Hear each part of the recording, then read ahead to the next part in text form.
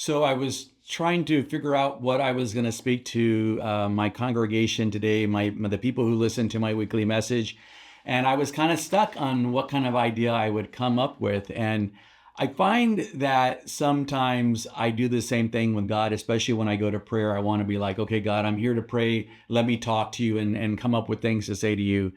And sometimes it's best just to be quiet. Sometimes it's best just to sit in the presence of God. And sometimes I forget that.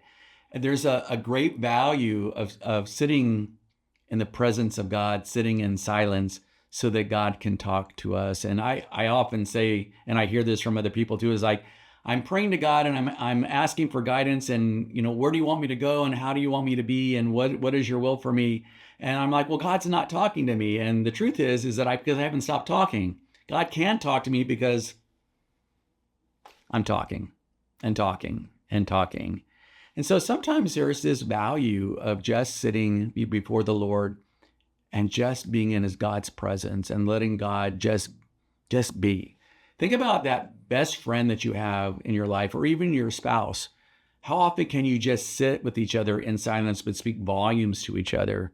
And that's important. There's a story of St. John Vianney. He was in his church one day and in France, and he would always see this farmer kind of just sitting there every afternoon, and he went up to the farmer. He said, what is it that you say to God, or what is it that you do here every afternoon in the presence of God in the church? He goes, I say nothing.